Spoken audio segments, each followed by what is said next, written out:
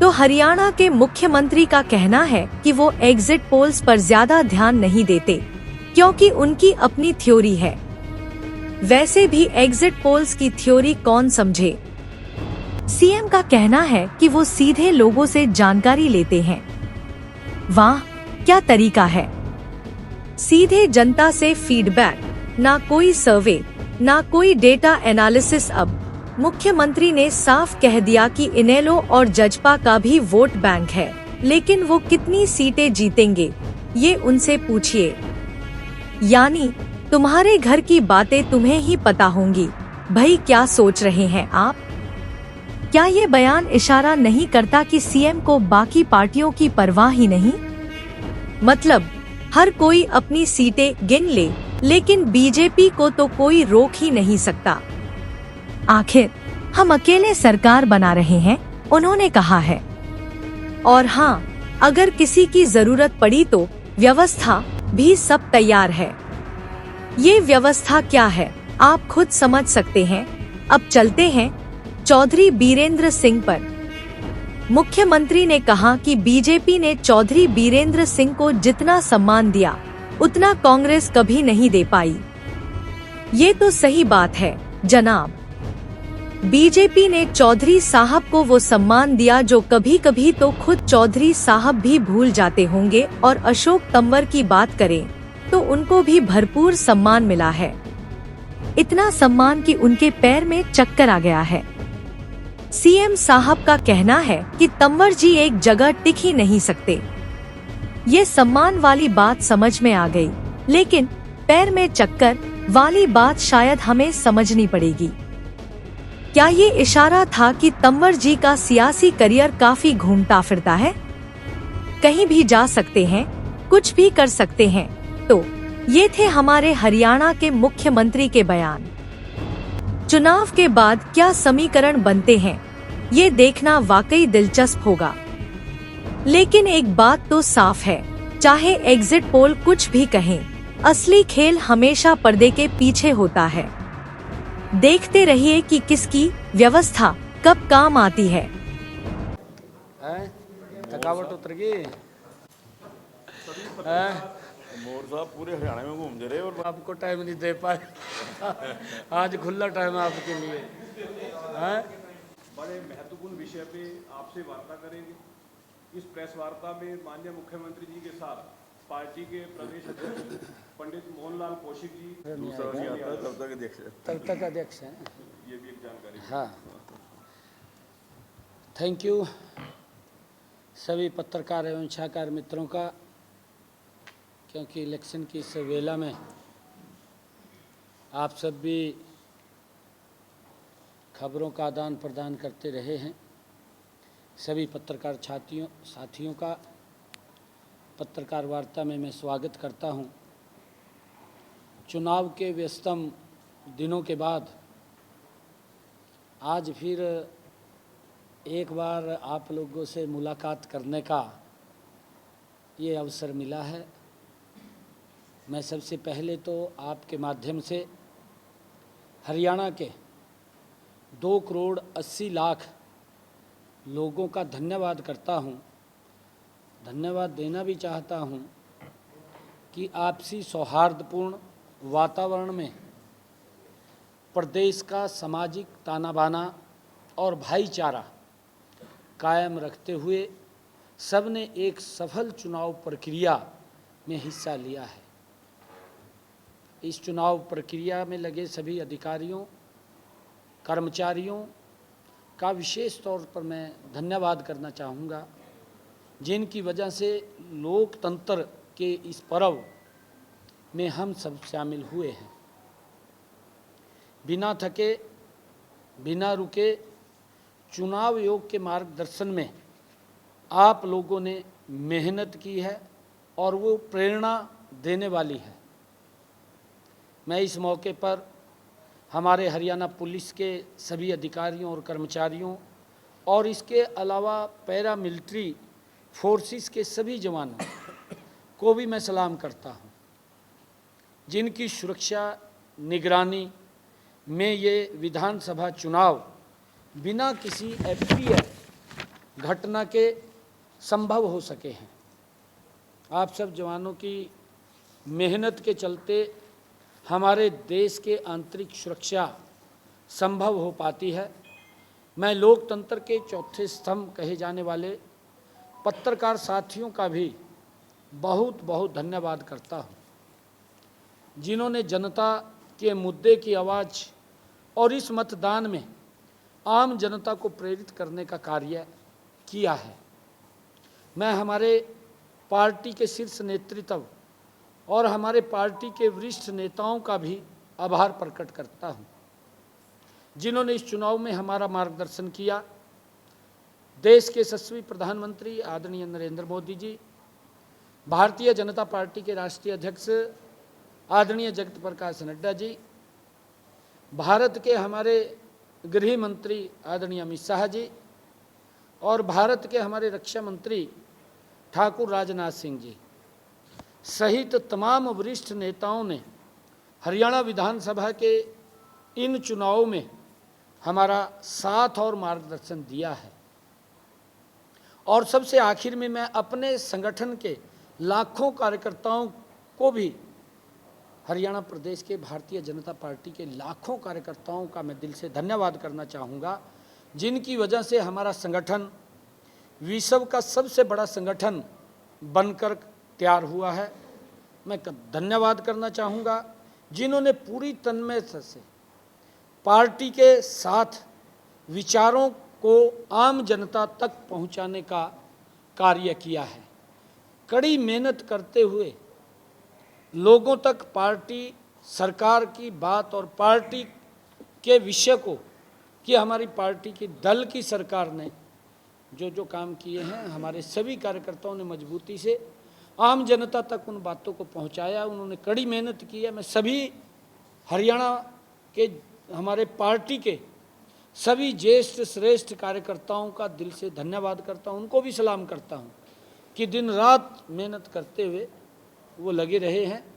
और आपके माध्यम से मैंने आज इतना विषय ये रखना था और मैं सभी का दिल से बहुत बहुत धन्यवाद करता हूं। आप सबका भी धन्यवाद करता हूं। उसको आप कैसे देखते हैं, क्योंकि हर एक एग्जिट पोल में कहीं ना कहीं भाजपा को जाता पड़ता है। हाँ, देखिए 8 तारीख को हम सरकार बना रहे हैं। मेरे पास सभी रिपोर्ट्स हैं और 8 तारीख के बाद आपके सामने है 8 तारीख को जनता देगी जवाब और ये कहेंगे कि ईवीएम है खराब। जनता जवाब देगी 8 तारीख को और ये आरोप लगाएंगे, ये कहेंगे ईवीएम खराब है, ईवीएम को दोष देंगे। ये देने वाले हैं, आप देखना है जी। मैंने क्या कहा है, 8 तारीख को जनता देगी जवाब, ये कहेंगे ईवीएम है खराब। मैंने कहा है कि पूर्ण बहुमत से हम सरकार बना रहे हैं और देखिए कई सीटों के ऊपर हमारा मुकाबला था, इसलिए हम अछूते नहीं हैं। कई सीटों पे मुकाबला में हैं हम। भारतीय जनता पार्टी पूर्ण बहुमत से सरकार बना रही है। हम तीसरी बार हरियाणा के अंदर अपने कामों के बल के ऊपर आदरणीय मोदी जी और हमारा डबल इंजन की सरकार ने जो मिलकर के हरियाणा के लोगों के हित में निर्णय किए हैं, वो लाजवाब निर्णय हैं। ऐसा नहीं है, लोगों के जीवन को सरल सुगम करने का काम और लोगों को राहत देने का काम, जो कांग्रेस ने लोगों को लाइन में खड़ा कर दिया था, जो कांग्रेस ने लोगों को प्रताड़ित किया था कि गैस का सिलेंडर भी 4 दिन के अंदर मिलता था, 4 दिन में भी अगर अंतिम व्यक्ति को नहीं मिल रहा है तो अगले 4 दिन वेट करनी पड़ती थी, उससे भी राहत दिलाई है। आम गरीब व्यक्ति तक योजनाबद्ध तरीके से हमारी सरकार ने लाभ पहुंचाया है और उसका एक पॉजिटिव मैसेज हर समाज के अंदर है, हर वर्ग के लिए काम किया है, बिना भेदभाव के हमने काम किया है। और उसी के आधार के ऊपर मैं ये बात कह रहा हूँ कि 8 तारीख को भारतीय जनता पार्टी पूर्ण बहुमत की सरकार बना रही है।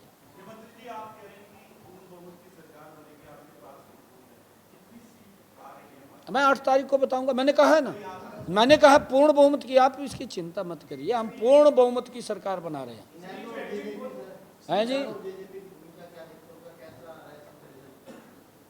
इन लोग के साथ आप बात कर सकते हैं। देखिए वो भी चुनाव लड़े हैं, वो भी कहीं ना कहीं खड़े हैं, ऐसा नहीं है, उनका भी वोट बैंक है, जजपा का भी है वोट बैंक। परसेंटेज सीटें कितनी उनकी आती हैं वो आप उनसे पूछिए, मुझे तो मालूम नहीं, उनके अपने समीकरण है।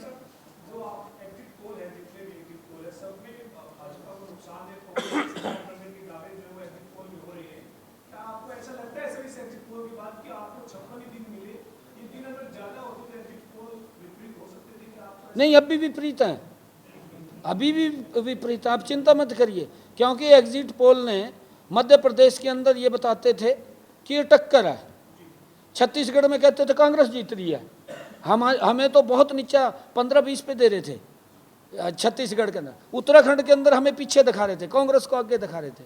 देखिए एग्जिट पोल की इनकी अपनी एक थ्योरी है, इनका अपना सिस्टम है, वो भी अपने तरीके से कलेक्ट करते हैं, परंतु हम ग्राउंड के ऊपर काम कर रहे हैं।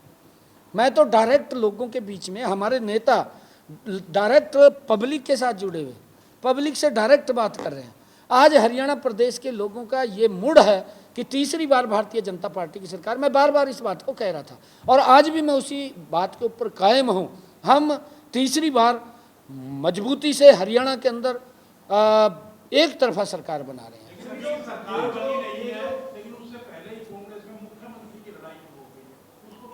अभी बढ़ेगी, अभी तो चालू हुई है, अभी तो बढ़ेगी। अब उसके ऊपर तो उनका इंटरनल विषय है, कौन मुख्यमंत्री बनेगा कौन नहीं बनेगा। हमें तोड़ जोड़ की जरूरत नहीं पड़ेगी। नहीं, देखिए मैंने आपसे, अगर मेरी बाइट आप देख रहे होंगे पिछली भी, मैंने शुरू से ये कहा है कि भारतीय जनता पार्टी एक तरफा सरकार बना रही है। हमारे पास सारी व्यवस्थाएं हैं, आप चिंता मत करिए।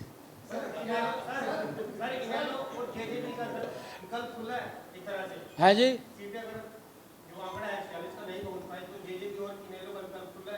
देखिए ये 8 तारीख के बाद बताएंगे आपको। 8 तारीख के बाद बिल्कुल आप सबको बुलाएंगे, चाय भी पियेंगे, खाना भी खाएंगे, बिल्कुल।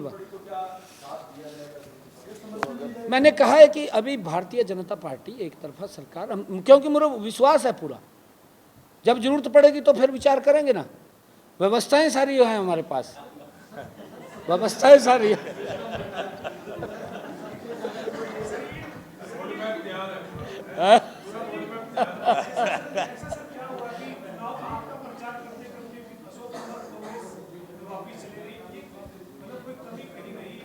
नहीं, कोई हमारी तरफ से कमी नहीं रही। हम तो हर व्यक्ति को सम्मान देते हैं। हमने चौधरी वीरेंद्र सिंह को सम्मान दिया। हम जितना भारतीय जनता पार्टी ने चौधरी वीरेंद्र सिंह को सम्मान दिया, कांग्रेस ने मेरे ख्याल से जब तक कांग्रेस के अंदर, आज तक इतना सम्मान नहीं कांग्रेस ने दिया उसको जितना हमने दे दिया, और इतना सम्मान कभी कांग्रेस देगी भी नहीं इसको। और हमने अशोक तंवर को सम्मान दिया। हमारी पार्टी है जिसको अगर हम जिससे वायदा करते हैं उसको पूरा करते हैं। ये भारतीय जनता पार्टी की खूबी है। ये दोगलेपन की बात नहीं करते। कांग्रेस तो दोगलापन कर देती है, कई बार कहती कुछ है करती कुछ है, परंतु हम जो बोलते हैं उसको पूरा करते हैं। और ये अशोक तंवर को पूछिए, क्योंकि उसके पैर में चक्कर है और उस व्यक्ति ने एक जगह नहीं, वो टिक नहीं सकता। वो शायद यहाँ कितने दिन टिकेगा, ये अशोक तंवर को आप पूछना।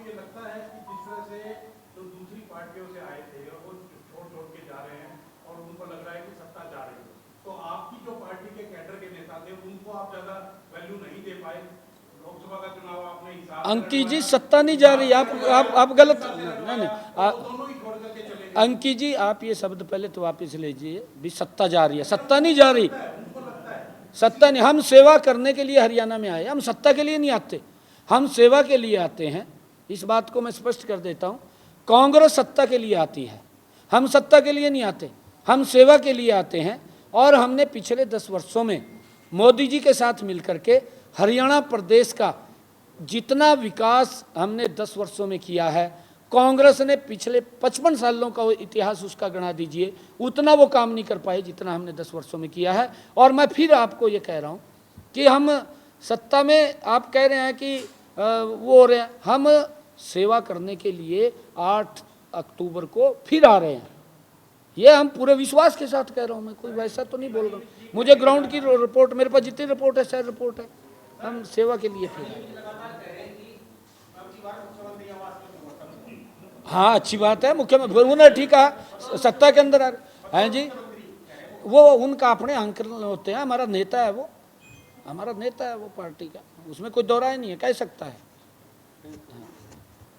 ठीक है, धन्यवाद। देखिए, आपको ये लगता है कि आप पार्टी कैडर को उतना नहीं मान सम्मान दे पाए, अगली बार टिकटों का वितरण भी जिस तरह से होगा कि उससे नाराज हुए, उसे कहीं ना कहीं पार्टी को नुकसान उठाना। सभी को सम्मान दिया है, सभी कार्यकर्ताओं को सम्मान दिया, सभी कार्यकर्ता काम पर लगे हैं और कार्यकर्ताओं की मेहनत की वजह से तीसरी बार सरकार आई। बहुत बहुत धन्यवाद आप सबका, बहुत बहुत धन्यवाद।